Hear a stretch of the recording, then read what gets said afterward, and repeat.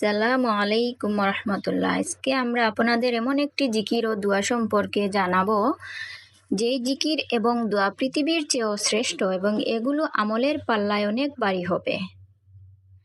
তার সাথে 4টি এমন বাক্য আপনাদেরকে জানাবো যেগুলো আল্লাহর কাছে অনেক প্রিয়।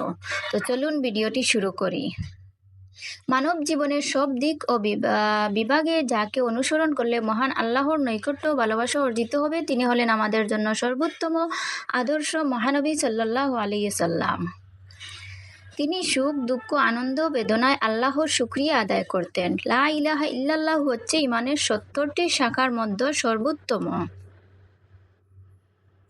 যে কারণে এ কালামার জিকিরের রয়েছে গুরুত্বপূর্ণ ফজিলত।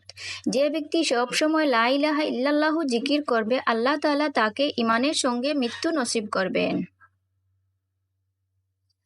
আলহামদুলিল্লাহ শব্দের অর্থ সব প্রশংসা মহান আল্লাহর জন্য। যে কোনো উত্তম, আনন্দময় ও শুভখবর অথবা ভালো কিছুর জন্য এটি বলা হয়ে থাকে। পছন্দনীয় কিছু দেখলে বা শুনলে আলহামদুলিল্লাহ বলতে হয়। আলহামদুলিল্লাহ শব্দের মধ্যে আছে হামদ শব্দটি। আমরা আল্লাহর গুণকীর্তন করে হামদ পাই। হামদ অর্থ প্রশংসা। ভালো কোনো খবর শুনলে আলহামদুলিল্লাহ বলা সুন্নত। কুরআন পড়া শুরুতেই করতে হয় আলহামদুলিল্লাহ বলে। এছাড়া কুরআনের আরও কিছু সূরা ও বাক্য দিয়ে শুরু করতে হয়। এ থেকে এর তাৎপর্যের প্রমাণ পাওয়া যায়। মহানবী সাল্লাল্লাহু আলাইহি ওয়াসাল্লাম বলেছেন, আল্লাহর কাছে 4টি বাক্য প্রিয়: সুবহানাল্লাহ, আলহামদুলিল্লাহ, লা ইলাহা ইল্লাল্লাহু, আল্লাহু আকবার।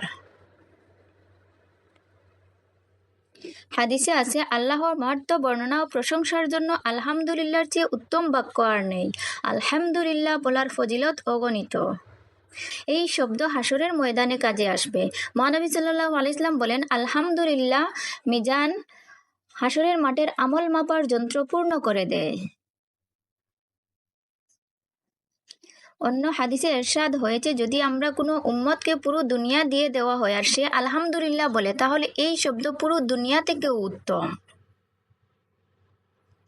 অর্থাৎ পুরো পৃথিবী পেয়ে যাওয়া এত বড় নিয়ামত নয় যা আলহামদুলিল্লাহ বলার মধ্যে রয়েছে। কারণ এই পৃথিবী তো একদিন ধ্বংস হয়ে যাবে, কিন্তু আলহামদুলিল্লাহর সওয়াব থেকে যাবে। আল্লাহ তাআলা কুরআন শরীফে সূরা ফাতিহা, সূরা আনআম, সূরা কাহফ, সূরা সাবা, সূরা ফাতিহা আলহামদুলিল্লাহ শব্দের মাধ্যমে শুরু করেছেন। এছাড়াও কুরআনের বিভিন্ন আয়াতে আলহামদুলিল্লাহ শব্দটি ব্যবহার করা হয়েছে। আলহামদুলিল্লাহ সবচেয়ে উত্তম দোয়া বলা হয়েছে। মহানবী সাল্লাল্লাহু আলাইহি ওয়াসাল্লাম বলেছেন, সর্বোত্তম ফজিলতপূর্ণ বাক্য লা ইলাহা ইল্লাল্লাহু এবং সর্বোত্তম দোয়া আলহামদুলিল্লাহ। মহানবী সাল্লাল্লাহু আলাইহি ওয়াসাল্লাম আরও বলেছেন, আলহামদুলিল্লাহ আমলের পাল্লা পূর্ণ করে দেয়। আর সুবহানাল্লাহ ও আলহামদুলিল্লাহ শব্দ দুটি আসমান এবং জমিনের খালি জায়গা পূর্ণ করে দেয়। মূলত আলহামদুলিল্লাহ শব্দটি মুমিনের সফলতার সোপান, কেননা আল্লাহর শুকরিয়া আদায় করার জন্য আলহামদুলিল্লাহ পাঠ করা হয়। আর শুকরিয়া আদায়কারীদের আল্লাহ অশেষ নিয়ামত দান করেন। তাদের ব্যাপারে আল্লাহ তাআলা বলেন, যদি তোমরা শুকরিয়া আদায় করো তবে আমি অবশ্যই তোমাদের আরও বাড়িয়ে দেব। আর যদি তোমরা অকৃতজ্ঞ হও, নিশ্চয়ই আমার আযাব বড় কঠিন। সূরা ইব্রাহিম আয়াত 7। প্রিয় নবী সাল্লাল্লাহু আলাইহি ওয়াসাল্লাম বলেছেন, যখন তুমি আলহামদুলিল্লাহ বলার মাধ্যমে আল্লাহ তাআলার শুকরিয়া আদায় করবে, তখন আল্লাহ তাআলা নিয়ামতে বরকত দান করেন। খাওয়া দাওয়ার পরে, খুশির খবরে, বাথরুমের কাজ সেরে, হাঁচি দিয়ে, যে কোনো উত্তম কাজ শেষ করার পরে এবং অসংখ্য নিয়ামতের কৃতজ্ঞতা স্বরূপ সবসময় আলহামদুলিল্লাহ বলা মুমিনের বৈশিষ্ট্য। আনাস রহমতুল্লাহ বর্ণনা করেন, রাসূলুল্লাহ সাল্লাল্লাহু আলাইহি ওয়াসাল্লাম বলেছেন, নিশ্চয়ই আল্লাহ সেই বান্দার প্রতি সন্তুষ্ট হন যে বান্দা কিছু খেলে আল্লাহর প্রশংসা করে এবং কিছু পান করলেও আল্লাহর প্রশংসা করে, অর্থাৎ আলহামদুলিল্লাহ পড়ে। তার মানে সব কিছুতেই আলহামদুলিল্লাহ পাঠ করতে উৎসাহিত করা হয়েছে। এমনকি প্রিয় বস্তু হারানোর পরও আলহামদুলিল্লাহ বলতে অভ্যস্ত বান্দার জন্য জান্নাতে বিশেষ নিয়ামতের ঘোষণা দিয়েছেন প্রিয় নবী সাল্লাল্লাহু আলাইহি ওয়াসাল্লাম।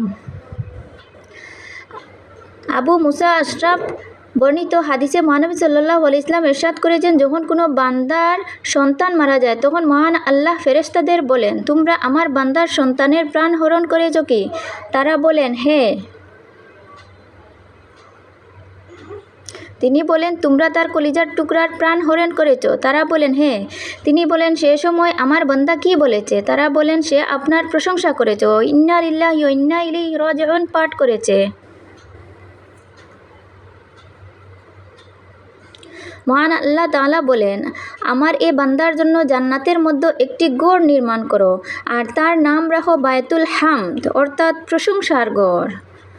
অসুস্থ ব্যক্তির আলহামদুলিল্লাহ বলা সম্পর্কে হাদিসে কুদসিতে এসেছে, মহান আল্লাহ বলেন, যখন আমি আমার মুমিন বান্দাকে রোগাক্রান্ত করি আর বান্দা সে অবস্থায় আমার প্রশংসা করে আলহামদুলিল্লাহ বলে, তবে সে বিছানা থেকে এমনভাবে উঠে দাঁড়ায় যেমন তার মা তাকে জন্মে দিয়েছিল, অর্থাৎ সে পুরোপুরি গুনাহমুক্ত হয়ে যায়। আলহামদুলিল্লাহ বলার প্রচলন থাকবে জান্নাতেও। মহান আল্লাহ বলেন, তাদের অন্তরে যা কিছু মালিন্য ছিল তা বের করে দেবে, তাদের নিচ দিয়ে ঝর্ণা দ্বারা প্রবাহিত হবে। তারা বলবে, আলহামদুলিল্লাহ, তিনি এর জন্য আমাদেরকে হেদায়ত দিয়েছেন, আমরা হেদায়ত পাওয়ার ছিলাম না যদি না আল্লাহ আমাদেরকে হেদায়ত দিতেন। সূরা আরাফ আয়াত 43। লা ইলাহা ইল্লাল্লাহর জিকিরের ফজিলত সম্পর্কে কয়েকটি হাদিসে হযরত জাবির ইবনে আব্দুল্লাহ থেকে বর্ণিত, রাসূলুল্লাহ সাল্লাল্লাহু আলাইহি সাল্লাম বলেছেন, সর্বোত্তম জিকির হচ্ছে লা ইলাহা ইল্লাল্লাহু এবং সর্বোত্তম দোয়া হলো আলহামদুলিল্লাহ। 2 নম্বর, হযরত মুআজ থেকে বর্ণিত, রাসূলুল্লাহ সাল্লাল্লাহু আলাইহি সাল্লাম বলেছেন, যে ব্যক্তি খালিস অন্তরে এক নিষ্ঠার সঙ্গে লা ইলাহা ইল্লাল্লাহু বলবে, সে জান্নাতে প্রবেশ করবে।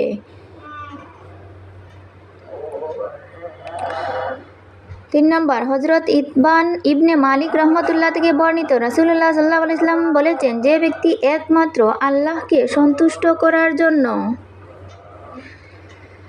লা ইলাহা ইল্লাল্লাহু বলবে, কিয়ামতের দিন সে এমনভাবে উপস্থিত হবে যে তার উপর জাহান্নাম হারাম হয়ে গেছে। আলহামদুলিল্লাহ। হযরত আনাস থেকে বর্ণিত, রাসূলুল্লাহ সাল্লাল্লাহু আলাইহি সাল্লাম ওয়াদা করেছেন, কিয়ামতের দিন আল্লাহ তাআলা বলবেন, হে মুহাম্মদ, আমার উম্মতের মধ্যকার এমন ব্যক্তিকে জান্নাতে প্রবেশ করান যে ব্যক্তি একদিন হলেও ইখলাসের সঙ্গে এ সাক্ষ্য দিয়েছে যে আল্লাহ ছাড়া কোনো ইলাহ নাই এবং সে এর উপর মৃত্যুবরণ করেছে। আল্লাহ তাআলা লা ইলাহা ইল্লাল্লাহু জিকির করার মাধ্যমে মৃত্যুর সময় আমাদের কালেমা নসিব করুন এবং সুসময়ে দুসময়ে বেশি বেশি আলহামদুলিল্লাহ পাঠ করার তৌফিক দান করুন।